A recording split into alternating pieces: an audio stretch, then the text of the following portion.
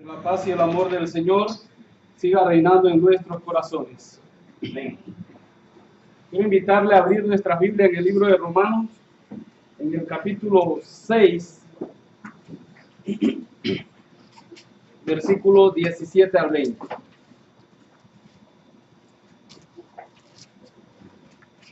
Romanos 6, 17 al 20. Dice así la palabra de Dios.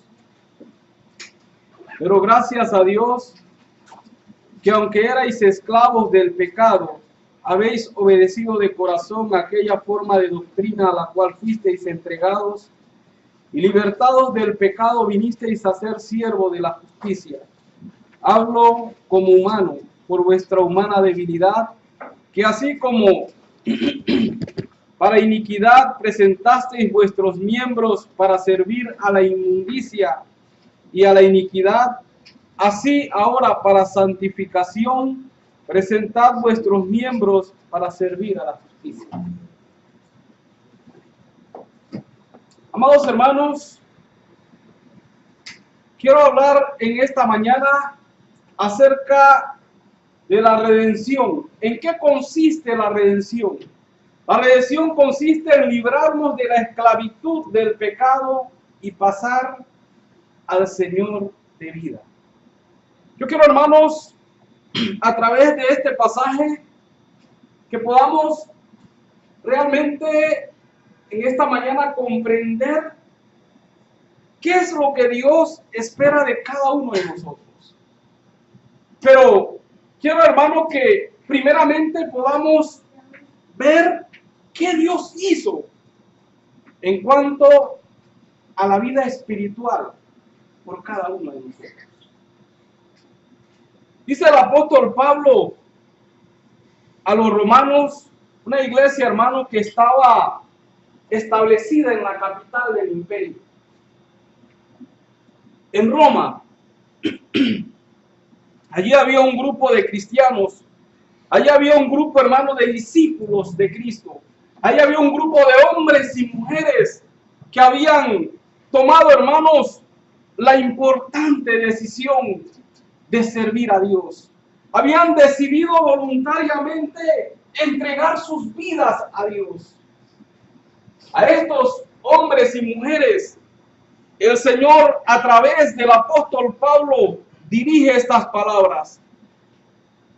Señala entonces: pero gracias a Dios, que aunque erais esclavos del pecado, habéis obedecido de corazón a aquella forma de doctrina a la cual fuisteis entregados. El apóstol Pablo, hermanos, en este pasaje hace alusión a la situación espiritual del ser humano cuando aún no ha obedecido a Dios. Y dice el apóstol Pablo, en una exclamación, hermano, en una expresión de gratitud, en una expresión de agradecimiento para con Dios, señala: gracias a Dios, que aunque erais esclavos del pecado. Bueno, esa era la situación, y esa es la situación de todo ser humano antes de obedecer a Cristo Jesús. Esa era, hermano, la situación, no ahora de la iglesia en Roma, sino de la iglesia en Vistahermosa, antes, hermano, de que cada uno de nosotros voluntariamente hubiésemos decidido servir al Señor, obedeciendo al Evangelio de nuestro Señor Jesucristo. Esa era, hermano, la situación de nosotros, tal cual la situación de los hermanos en Roma, a los que se dirige el apóstol Pablo a través de esta carta. Eran esclavos. Dice el apóstol Pablo, esclavos del pecado, haciendo alusión a las palabras de nuestro Señor Jesucristo allá en Juan, en el capítulo 8, hermano, donde Jesús decía: el que practica el pecado, esclavo es del pecado. Y ese, hermano, era la situación de estos hermanos, pero esta también era la situación mía y suya, hermanos, hace un tiempo atrás. Y un esclavo, hermanos, era alguien que quedaba en esta condición social por diversas razones. Algunos nacían, en esta condición. Otros hermanos nacían libres, pero la Roma eterna, como le llamaban, liderada por diferentes emperadores en sus momentos, iba, hermano, conquistando pueblos, conquistando ciudades, conquistando países. Y de esta manera, hermanos, los romanos esclavizaban a aquellas naciones que por la vía de la guerra, hermanos, ellos lograban someter. Una vez sometido el enemigo, eran traídos aquellas personas, hermanos, sometidas, eran traídas a Roma para servir como esclavos. De esta manera, estas personas perdían su libertad. Y el apóstol Pablo, hermano, está haciendo alusión a estos conceptos que eran muy bien entendidos por estos hermanos y por esta iglesia de Roma a la que el hermano le está escribiendo. Pero Pablo, hermano, se enfoca en la situación espiritual del ser humano, tal como Jesús. Cuando Jesús señala y dice, mire, el que practica el pecado, esclavo es del pecado. ¿Qué decían, hermano, los líderes religiosos que hablaban con Jesús en ese momento? Decían ellos, es que jamás hemos sido esclavos de nadie. Mire, nosotros somos hijos de Abraham y jamás hemos sido esclavos de nadie, dice Jesús. Aguántese un poquito. Ustedes sí son esclavos. Y ustedes son esclavos porque ustedes practican el pecado. Y si ustedes realmente fuesen hijos de Abraham, entonces ustedes escucharan mi voz y entonces ustedes obedecerían. Pero ustedes quieren matarme. Hermanos, el apóstol Pablo está señalando esta situación espiritual a los hermanos. Esa era la situación de ellos antes de ser cristianos. Eran esclavos del pecado. Y esclavo del pecado, hermano, significa servir al pecado. Significa, hermano, estar bajo el señorío del pecado. Pregunto yo, hermanos, ¿quién es el hombre? ¿Quién es la mujer que no ha estado en esta situación espiritual alguna vez? ¿Quién es? Esa es, hermano, la situación de todo hombre que peca. Esa es la situación del hombre y la mujer cuando ya deja de ser un niño. Cuando se convierte en un joven, en un adolescente. Y por eso dice el sabio Salomón, allá en Eclesiastés 12:1, acuérdate de tu Creador en los días de tu juventud. Porque, hermano, desdichadamente el hombre se convierte en esclavo del pecado desde aquellos primeros días de su juventud.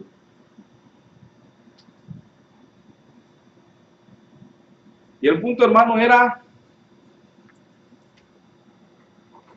¿cómo? ¿Quién puede ayudar a un esclavo espiritual? ¿Quién puede ayudar, hermanos, a alguien que es esclavo del pecado? A alguien que está bajo el señorío del pecado. ¿Quién puede ayudarle? Nada más, hermanos, Jesús. Jesús puede ayudarle. Nadie más, hermanos, puede ayudar a un pecador. Nadie más puede ayudar a alguien que ha quebrantado la voluntad de Dios. El único, hermano, que puede ayudar al ser humano en esta triste condición es Jesucristo de Nazaret. Y es lo que el apóstol Pablo señala y por eso él dice, gracias a Dios. Gracias a Dios, hermano, porque Jesús vino a este mundo. Gracias a Dios. Jesús vino, hermano, a este mundo y vivió 33 años nada más. Gracias a Dios. Pero Jesús, hermano, vino a hacer una misión. Vino a cumplir la voluntad de Dios. Vino a ayudar al hombre que ha pecado. Vino a liberar a aquellos hermanos que desdichadamente hemos sido esclavos del pecado. Jesús vino a liberarnos. Pero en ese propósito, hermanos, perdió su vida. en el propósito de conseguir libertad para usted y para mí, en el propósito, hermano, de conseguir libertad espiritual para nuestras almas, en el propósito, hermanos, de conseguir salvación para nosotros. Jesús perdió su propia vida. Y es lo que dice el apóstol Pablo allá en 1 Corintios 15, versículo 1 al 3. Además os declaro, hermanos, el evangelio que os he predicado, el cual también recibisteis, en el cual también perseveráis, por el cual, asimismo, si retenéis la palabra que os he predicado, sois salvos. Si no, creísteis en vano. Porque primeramente os he enseñado lo que asimismo recibí, que Cristo murió por nuestros pecados conforme a las Escrituras, y que fue sepultado y que resucitó al tercer día conforme a las Escrituras. Hermanos, querido amigo, quiero decirte que gracias a Dios, la humanidad, gracias a Dios, usted y yo, hermanos, tenemos la bendición, tenemos la oportunidad de obedecer a Dios para salvación. Gracias, hermano, a la misericordia y al amor de Dios. Es que, hermanos, aunque éramos esclavos del pecado, tenemos la oportunidad de ser siervos de la justicia. Y fíjese lo que señala el apóstol Pablo. Habéis obedecido de corazón a aquella forma de doctrina a la cual fuisteis entregados, y libertados del pecado, vinisteis a ser siervos de la justicia. Hermanos, hay una doctrina allí en la Escritura, dejada por nuestro Señor Jesucristo, que es la que puede liberar al hombre del pecado. Y es la doctrina, hermano, del Evangelio. Es la enseñanza del Evangelio. Es la buena noticia, hermano, de que Cristo, el Hijo de Dios, vino a este mundo para morir por los pecadores y para dar salvación, para dar perdón a aquel hermano que le ha fallado al Creador. Y los hermanos de Roma, hermanos, y es lo que Pablo dice, y daba gracia al apóstol Pablo a Dios, porque los hermanos de Roma habían obedecido a esa doctrina. Y esa doctrina, hermano, ¿cómo se obedece? ¿Cómo se obedece al Evangelio? ¿Cómo se logra, hermanos, tener salvación de los pecados? ¿Cómo se logra recibir? ¿Cómo se recibe la salvación por medio de la obediencia? ¿Cómo se obedece a ese Evangelio, hermano, que Cristo estableció para darnos perdón de pecados? Bueno, en el capítulo 6, en el versículo 2 y 3 y 4, hermanos, allí la palabra de Dios explica cómo el hombre obedece al Evangelio. Cómo el hombre, hermanos, puede realmente ser liberado de sus pecados para poder servir a la justicia, para poder servir a Dios. Dice la palabra de Dios, en ninguna manera, porque los que hemos muerto al pecado, ¿cómo viviremos aún en él? ¿O no sabéis que todos los que hemos sido bautizados en Cristo Jesús, hemos sido bautizados en su muerte? Porque somos sepultados juntamente con él para muerte por el bautismo, a fin de que como Cristo resucitó de los muertos por la gloria del Padre, así también nosotros andemos en vida nueva. Hermanos, cuando una persona muere, cuando una persona es sepultada y cuando una persona, hermano, se levanta para vivir una nueva vida para Dios, dice Pablo en el bautismo, cuando usted se bautiza, ¿qué es el Evangelio? Dice Pablo en Corintios, el Evangelio que yo les prediqué fue que Cristo murió, que fue sepultado y que resucitó al tercer día conforme a las Escrituras. Cristo murió por nuestros pecados. Pablo explica a los romanos que cuando ellos se bautizaron, ellos murieron al pecado, así como Cristo murió. Cuando ellos fueron sepultados en las aguas del bautismo, ellos fueron sepultados así como Cristo fue sepultado. Y cuando ellos salieron, hermano, de las aguas del bautismo, ellos salieron para una vida nueva, así como Cristo, hermano, al tercer día se levantó de los muertos para siempre. para la gloria de Dios. Ellos eran libres, hermanos. Habían sido libertados. La libertad, hermanos, un esclavo la obtenía de diferentes maneras. Pero una de aquellas maneras era comprándola, o era que alguien la pagara por él. Alguien tenía que pagar por la libertad del esclavo. Y se hacía un documento. Y ese documento, hermanos, era un documento que tenía carácter legal. Y ese documento le daba libertad a este esclavo. Hermanos, la libertad que usted y yo obtuvimos, Cristo la pagó. Cristo la pagó, hermanos, pero no la pagó con dinero. No la pagó con oro ni con plata. Cristo pagó la libertad de tus pecados con su propia vida, derramando, hermanos, su propia sangre, siendo clavado injustamente en una cruz. Injustamente de acuerdo a la justicia humana. Porque el más injusto juicio en la historia de la humanidad, hermanos, fue el juicio que se le hizo a Jesús. Un juicio donde el juez, hermanos, el juez dijo, no hay nada que realmente compruebe de que este hombre es culpable de nada. No hay nada, no hay ninguna sola evidencia que le condene. El juez, hermano, llegó a esa conclusión, pero de todas maneras lo mandó a crucificar.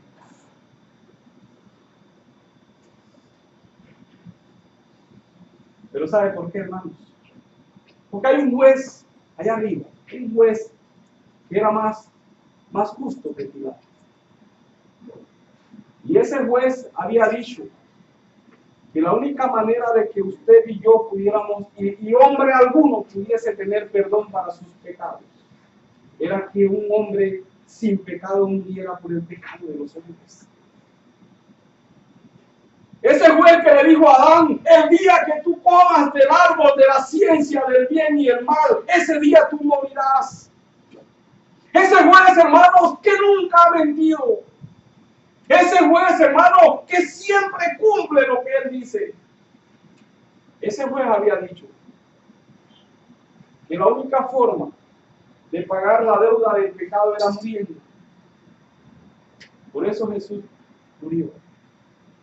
Porque tenía que cumplir esa justicia. Tenía que cumplir la justicia divina. Y hermano, Dios es santo.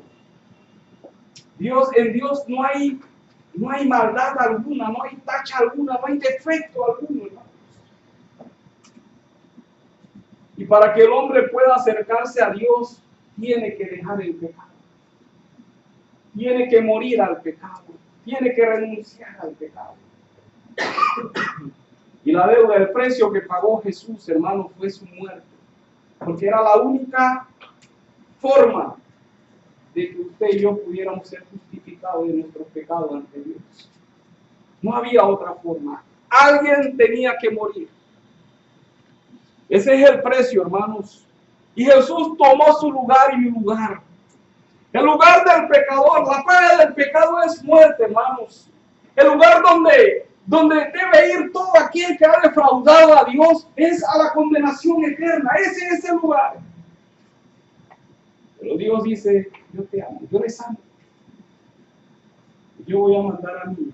Jesús dice, yo le amo, yo pongo mi vida. Yo soy el buen pastor su vida da por las ovejas. Jesús dio su vida, hermano, para ayudarte a ti y a mí. Querido amigo, Jesús murió para que tú te salves. Jesús murió para que nuestras almas, hermano, no vayan al infierno. Jesús murió para que al final de la jornada nosotros podamos ir en paz. Ir, hermanos, tranquilos. Ir a descansar. Jesús murió para que cuando nosotros vayamos adelante, nuestros hijos lloren, hermano, ese día.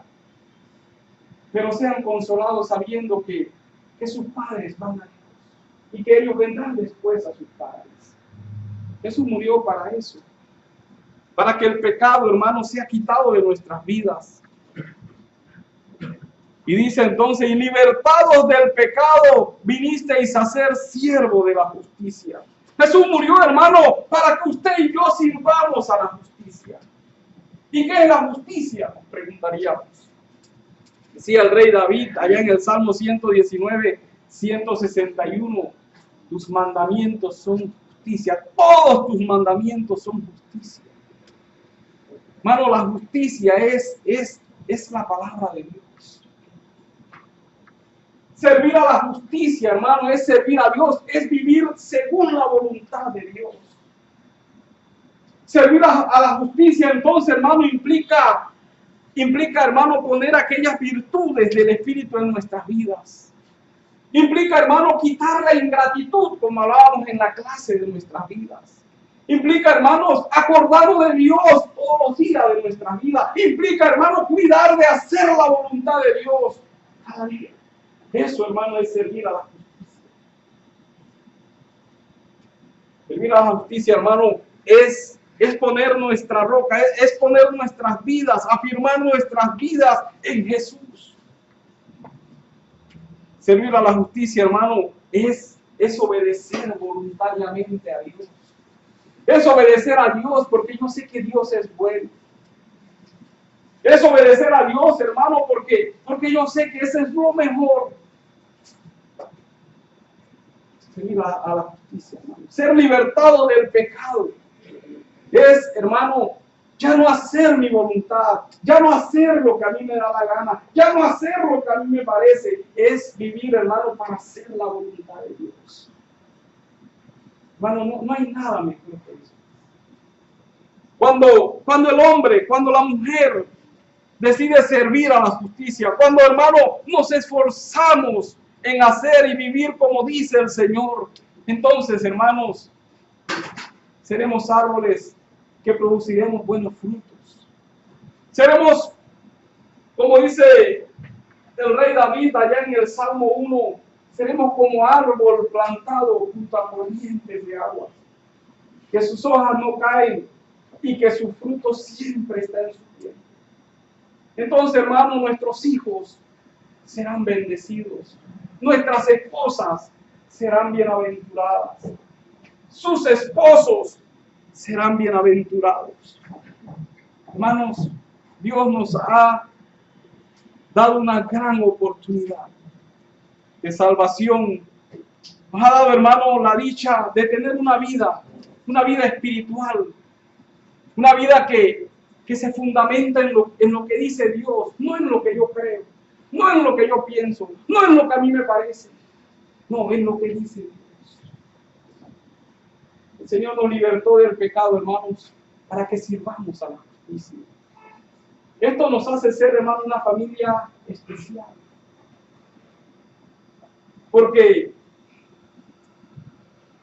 los hijos de Dios y las hijas de Dios, hermanos, no importa en qué parte del mundo estemos, tenemos la misma ley. Todos estamos sirviendo a la justicia. Todos, hermanos, estamos luchando por quitar la soberbia de nuestras vidas, por quitar la altivez de nuestras vidas, por quitar el pecado. Todos estamos luchando, hermano, por ser humildes, por ser mansos, por ser sencillos para Dios, por ser obedientes. Esta es la característica de los hijos de Dios, del que sirve a Dios. Y esta, hermano, es la más grande bendición que tenemos. Sirvamos a la justicia, sirvamos a Dios. Hermanos, que nuestros hijos aprendan que hay que ser obedientes, pero que nosotros como padres respetemos la autoridad de Dios. Que ese sea, hermano, el principio que rija nuestras vidas, el principio que rija nuestras familias, el principio que rija esta congregación, hermanos, y que el Señor sea glorificado. El Señor los bendiga.